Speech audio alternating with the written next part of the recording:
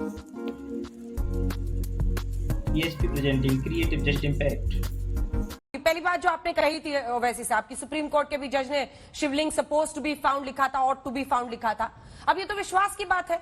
इंप्यून्ड order क्यों कहा गया? क्योंकि वो अभी कंटेंशन है, उस पर अंतिम फैसला नहीं आया। फिर असदुद्दीन ओवैसी साहब जल्दबाजी करके उसे फाउंटेन आप क्यों कह रहे हैं? जैसे हम लोग बार बार कह रहे हैं कि शिवलिंग का दावा है, वैसे आपको भी कहना चाहिए कि दावा है कि फाउंटेन है। आपने तो जाकर वहां पर देखा नहीं है, अपनी तरफ से आप वर्डिक्ट क्यों पास करें? दूसरी बात, एक्स पार्टी ऑर्डर पास क्यों नहीं होते? जब भी कोई सूट फाइल होती है, मटेरियल एविडेंस ऐसा मिलता है जिससे केस की फाइनल हियरिंग को नुकसान पहुंचाया जा सकता है, तो उसको प्रोटेक्शन के लिए, उसको बचाने के लिए एक्स पार्टी ऑर्डर्स दिए जाते हैं कि उसको सुरक्षित रखा जाए। वैसे साहब नहीं किया जाता x party order. X party order नहीं किया जाता, ना रिप्रेजेंटेटिव सूट में किया जाता। सुनिए, मैं नहीं सुनिए मैडम, आप सुप्रीम कोर्ट को लोअर कोर्ट के बराबर कर रही हैं। कैसा कर सकते हैं लोअर कोर्ट को सुप्रीम कोर्ट के बराबर? प्रिंसिपल्स ऑफ नेचुरल जस्टिस के खिलाफ है। जब दो पार्टीज आपके सामने हैं और अंजना ओम कश्यप एक पार्टी है, असद एक पार्टी है, और आप ऑब्जेक्ट करते हैं सर्वे को, कमिश्नर को, अपॉइंटमेंट को, क्योंकि असद ने कहा कि कमिश्नर एक्स होना चाहिए। फिर सर्वे करने वाला रिपोर्ट नहीं देता कोर्ट को अभी, और मैं दौड़ता हूं कोर्ट को कि सर अंजना ओम कश्यप के पास घर में ये मिल चुका है। बगैर आपको सुने कोर्ट बोलता है हाँ आप सील कर दो। अरे फिर सर्वे किस कमिश्नर क्यों बनाया गया था आपने? वो तो रिपोर्ट देना चाहिए ना उसको, कोर्ट को। पर मटेरियल एविडेंस को प्रोटेक्ट करना भी तो अनफेयर नहीं है तो क्या है? और मैं इसलिए भी कह रहा हूं कि 1986 में जब राजीव गांधी प्रधानमंत्री थे, बगैर मुसलमानों को सुने, जब कंप्यूटर भी नहीं था दुनिया में, 30 पेज का ऑर्डर 5-10 मिनट में दे दिया गया और ताले खोल दिए गए, और बूटा सिंह साहब होम मिनिस्टर जाकर शिलान्यास करा देते हैं। मैडम, हम इसी तरीके से तो हमने बाबरी मस्जिद को खोया है ना। तो उन तमाम तरीके हमको याद हैं, किस तरीके से हमारे से मस्जिद छीन ली गई। तो हम वो तरीकों पर आज हम एक बार नुकसान उठाते हैं, दूसरे बार नुकसान उठाएंगे क्या?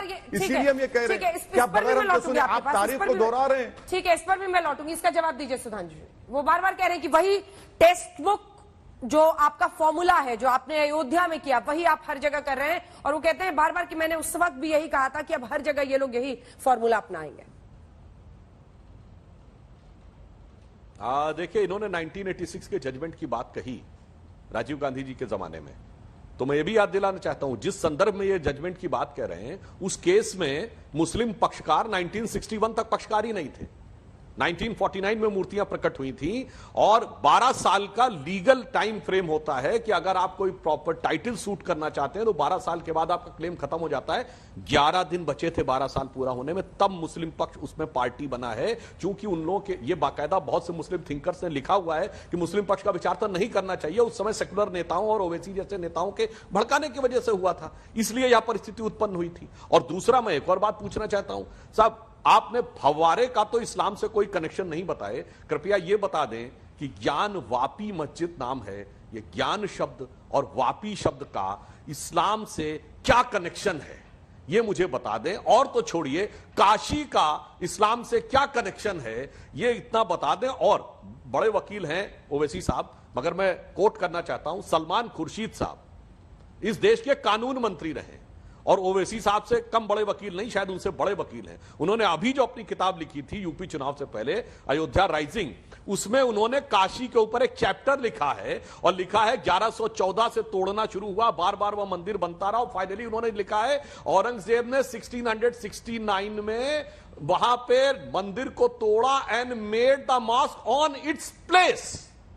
ये कौन लिख रहा है? भारत का पूर्व कानून मंत्री और ओवैसी साहब से जो भी होगा बराबर का अथवा उनसे बड़ा करेगा ना। किसी किताब में किसी पूर्व कानून मंत्री ने कुछ लिख दिया, उससे तो फैसला नहीं होगा ना। सुप्रीम कोर्ट की बात कर रहे थे, तो वैसी साहब मुझे बताइए, अयोध्या के मामले में जो सुप्रीम कोर्ट की तरफ आज माफ कीजिएगा काशी के मामले में आप उम्मीद भरी निगाहों से अभी देख रहे हैं, लेकिन आपने जब अयोध्या पर फैसला आया था, तो मुझे अच्छे से याद है सर, आपने लिखा था उस दिन फैसला आने के बाद कि बाबरी मस्जिद थी, है, रहेगी, जैसा आप आज काशी के लिए लिख रहे हैं, ज्ञानवापी के लिए लिख रहे हैं। तो फिर आप अपनी सहूलियत के हिसाब से सुप्रीम कोर्ट का सम्मान करते हैं, अपनी सहूलियत से कटघरे में खड़ा कर देते हैं सर? नहीं, देखिए सम्मान के साथ डिसएग्री कर सकते हैं, यही तो आप समझिए बात को प्लीज मैडम।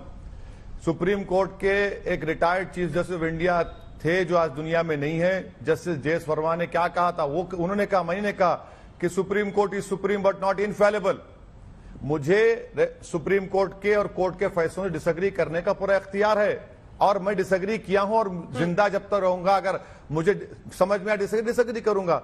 और मैं आपको और एक बात बता रहा हूं, जब सुप्रीम कोर्ट का बाबरी मस्जिद का फैसला आया था, मैंने आपके प्रोग्राम में कहा था कि आज का ये वर्डिक्ट को मैं इसलिए डिसएग्री करता हूं क्योंकि ये विक्ट्री है फेथ की फैक्ट्स के ऊपर और इससे मुस्तकबिल में फ्यूचर में नए नए मुश्किलात पैदा होंगे। मैंने काशी, ज्ञानवापी और मथुरा और टीले वाली मस्जिद का जिक्र किया था। बदबख्ती की बात है कि आज मैं सच साबित हो रहा हूं। लेकिन ओवैसी साहब, जब आप ये जिक्र करते हैं तो मैं भी इसका जवाब ये देती हूं कि अयोध्या हो, मथुरा हो, काशी हो, तीनों जगहों पर जब हिंदू तीर्थ स्थली जाते हैं वो अपने भगवान को नहीं पूज पाते हैं, वो वहां की मस्जिद की दीवार को छूकर लौट आते हैं। ऐसे में उनकी आस्थाओं को दरकिनार करते हुए ये हिंदू वर्सेस मुस्लिम क्यों है सर? ये मुगल वर्सेस इंडियंस है, मुगल शासकों के खिलाफ है ना, अपनी हिस्ट्री को रिक्लेम करने के लिए। तो मैडम सुनिए मैडम, आ रही हूं सुधांशु जी। तो फिर एक आप क्यों 500 साल की बात कर रहे हैं? मैं तो कह रहा हूं ना कि 2000 साल पहले चले जाइए, 3000 साल पहले चले जाइए, जब जैनों के मंदिरों को तोड़ दिया गया, आज भी निशानियां हैं। आप 4000 साल पहले चले जाइए, बुद्धिस्टों के स्तूपा को बदल के मंदिर बना दिया गया, आप चले जाइए। बल्कि मैं तो कह रहा हूं कि 50,000 साल पहले भारत में अफ्रीका से लोग आकर भारत को बनाए, 40,000 साल पहले ईरान से फार्मर्स आए थे, उसके बाद स्टेप्स से लोग आए थे।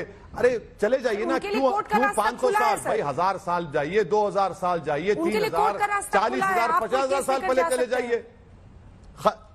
उनके लिए कोर्ट का रास्ता तो खुला ही हुआ है ना सर? हाँ, बिल्कुल बिल्कुल बिल्कुल मैडम, मैं आपसे सुनिए, मैं आपकी बात से एग्री कर रहा हूं।